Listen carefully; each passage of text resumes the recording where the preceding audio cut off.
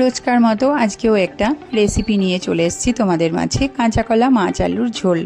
তো hello everyone, কেমন আছো তোমরা সবাই? আশা করি তোমরা সবাই ভালো আছো। মিঠুন মাম্পি ব্লগে তোমাদের সবাইকে স্বাগতম। দেশ বিদেশ যে যেখান থেকে আমার ভিডিওটা দেখছো সবাইকে ওয়েলকাম। বড়দের প্রণাম, ছোটদের ভালোবাসা দিয়ে ভিডিওটা শুরু করছি। সবাই ভিডিওটা স্কিপ না করে পুরোটা দেখো, রিকোয়েস্ট করলাম। তো চলো শুরু করব আজকের ভিডিওটা। চ্যানেলটা যদি সাবস্ক্রাইব না করে থাকো, চ্যানেলটা সাবস্ক্রাইব করে পাশে থাকা বেল আইকন ক্লিক করে দিও, যাতে আমি ভিডিও ছাড়লে সবার আগে নোটিফিকেশান তোমার কাছে যায়। আর ভিডিওটা ভালো লাগলে একটা লাইক কমেন্ট শেয়ার করে দিও। সবার প্রথমে এখানে আমি 5 পিস মতো মাছ নিয়েছি। মাছের মধ্যে নুন আর হলুদ অ্যাড করে দিলাম। ভালোভাবে নুন হলুদ মাছের মধ্যে মাখিয়ে নেব। ভিডিওটা দেখতে দেখতে অবশ্যই বলে যাবে তুমি কোথা থেকে আমার ভিডিওটা দেখছো।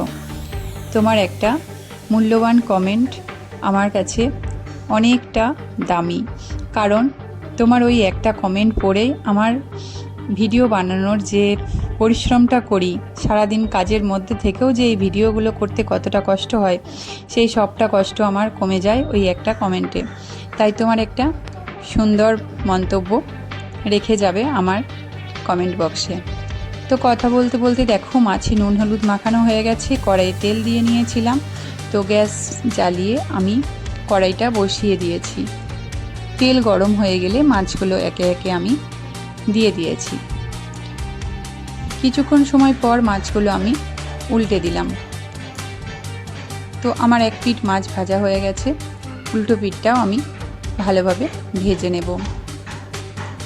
তো দেখো মাছে একটু হলুদটা বেশি পরিমাণে মাখানোর ফলে মাছটা লেগে যাবে না, আর তেলটা একটু বেশি গরম হবে, তারপরেই মাছগুলো দিতে হবে, না তো মাছ লেগে যাবে। দেখো আমার মাছগুলো কিন্তু খুব সুন্দর একটা একটা করে ভাজা হয়ে গেছে। এবার আমি মাছগুলো তুলে নেব। প্রত্যেকটা মাছকে আমি তুলে নেব। দেখো সব মাছ আমি তুলে নিয়েছি। এখানে আমি 5 পিস মাছ নিয়েছি, তোমরা চাইলে কম বেশি মাছ অ্যাড করতে পারো। এবার এই তেলের মধ্যেই আমি গোটা জিরে ফোড়ন হিসেবে দেব। কিছুক্ষণ নাড়াচাড়া করে নেব, খুব সুন্দর একটা স্মেল আসবে। সেই অবস্থায় আমি কাঁচা লঙ্কা চিড়ে রেখেছিলাম, চিড়ে রাখা কাঁচা লঙ্কা আমি অ্যাড করে দেব। রান্নাটা কাঁচা লঙ্কার ঝালেতেই রান্নাটা হবে। লঙ্কার গুঁড়ো খুব কম ব্যবহার করব, কারণ খুব হালকার মধ্যে রান্নাটা করতে চলেছি আমি। এই এত গরমের মধ্যে এই রান্নাটা খুবই উপকার আমার মনে হয়, আমি তো প্রায়ই করি। তেলের মধ্যে হলুদ গুঁড়ো দিয়ে দিলাম, যাতে হলুদ গুঁড়োর গন্ধ ঝোলের মধ্যে না আসে।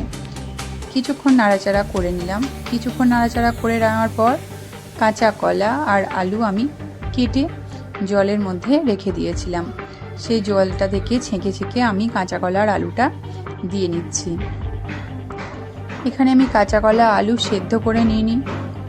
এখানে আমি কাঁচা কলা আলু ডাইরেক্ট দিয়ে দিচ্ছি, তোমরা চাইলে হালকা একটু সেদ্ধ করে জল ফেলে রান্নাটা করতে পারো। তো এইভাবে করলে রান্নাটা একটু ঝরঝরে হবে, সেদ্ধ করে নিলে রান্নাটা একটু ঘ্যাঁট পাকিয়ে যেতে পারে। তো এইভাবে করবে, খুব হালকা পাতলার মধ্যে খেতে অসম্ভব সুন্দর হয়। আর এই জিরে ফোড়ন দিয়ে রান্নাটা করবে।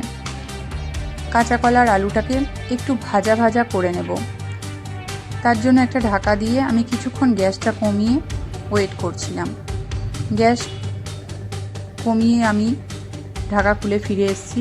আমার কাঁচা কলার আলুটা খুব সুন্দরভাবে ভাজা হয়ে গেছে। এই অবস্থায় আমি একটা টমেটো কেটে রেখেছিলাম দিয়ে দেব। আরও কিছুক্ষণ নাড়াচাড়া করে নেব। আরও কিছুক্ষণ নাড়াচাড়া করে নেওয়ার পর এখানে গুঁড়ো মশলা হিসেবে আমি ব্যবহার করব, দেখো এখানে আমি কিছু গুঁড়ো মশলা দিয়ে নেব।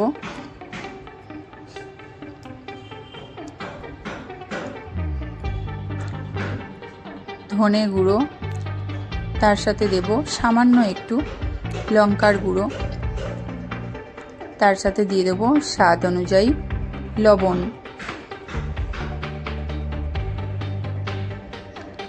আর সব শেষে দিয়ে দেব সামান্য পরিমাণ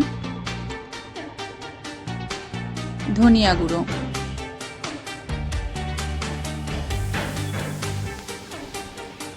আরও কিছুক্ষণ ধরে নাড়াচাড়া করে নেব।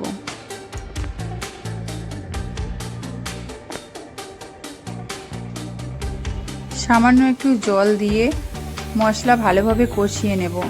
এখানে আমি কোনো পেস্ট মশলা ব্যবহার করিনি। তোমরা যদি জিরে গুঁড়ো আর ধনে গুঁড়োটাকে স্কিপ করে যাও তাহলে একটু আদা জিরে বেটেও দিতে পারো। দেখো মশলা ভালোভাবে কষাতে দেব, আর একবার চাপা দিয়ে মশলাটাকে ভালোভাবে কষাতে দেব। যেহেতু মাছটা ভাজা আছে আর আলু আর কাঁচা কলা আমি সেদ্ধ করে নিইনি আগে থেকে, তাই জন্য আমি এই ভাজা অবস্থায় কষা অবস্থায় আমি যেন 80% কুক হয়ে যায় কাঁচা কলা আর আলু, সেটার দিকে ধ্যান দিতে হবে। তো দেখো আমার কাঁচা কলা একদম 90% সেদ্ধ হয়ে গেছে, আর আলুও দেখো 90% সেদ্ধ হয়ে গেছে। তো আমাকে আর জল দেওয়ার পর রান্নাটা বেশিক্ষণ কুক করতে হবে না, যেহেতু মাছগুলো ভেঙে যাওয়ার সম্ভাবনা থাকে যদি আলু আর কাঁচা কলা সেদ্ধ না থাকে। সেই জন্য ভাজা অবস্থায় আর মশলা কষানো অবস্থায় গ্যাস কমিয়ে কমিয়ে একটু করে রান্নাটা করতে হবে।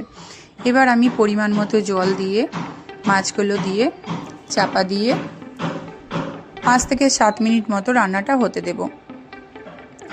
5 থেকে 7 মিনিট পর ফিরে এসেছি, দেখো রান্নাটা হয়ে গেছে। এবার আমি একটা পাত্রের মধ্যে তুলে তোমাদেরকে দেখাবো। দেখো আমি একটা পাত্রের মধ্যে তুলে নিয়েছি, আর আমার ঝোলের পরিমাণটা দেখো। তোমরা চাইলে আর একটু ঝোল রাখতে পারো, এই তরকারিটা ঝোল খেতেও অনেক ভালো লাগে, হালকা পাতলার মধ্যে অনেক ভালো লাগে। আমাদের ঘরে অনেক পছন্দ করে এরকম হালকা পাতলা রান্না। তো এই ছিল আমার আজকের ভিডিও। আমার আজকের ভিডিও তোমাদের কেমন লেগেছে অবশ্যই কমেন্ট বক্সে জানাবে। ভুল ত্রুটি কিছু হলে নিজের গুণে মার্জনা করে দেবে। তো ভালোবেসেই করছি, এই প্ল্যাটফর্মে এসেছি, তোমাদের ভালোবাসা পেলে নতুন নতুন কিছু করার চেষ্টা করব। তো আজকের মতো এখানেই বিদায়, সবাই ভালো থেকো, টাটা।